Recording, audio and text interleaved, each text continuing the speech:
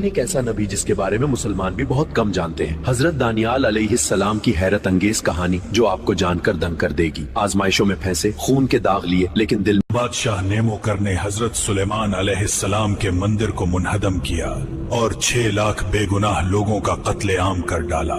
بادشاہ نے حکم دیا کہ حضرت دانیال علیہ السلام ان کے سامنے سجدہ کرے، لیکن نبی نے اللہ کی عبادت اور ایمان کے لیے یہ نہ مانا۔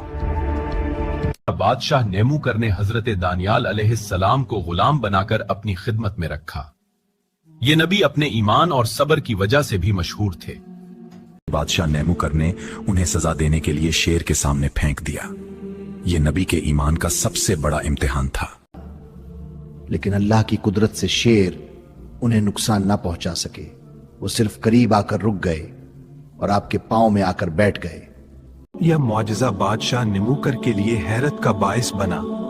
نبی کے ایمان اور اللہ کی طاقت سب کے سامنے واضح ہو گئی۔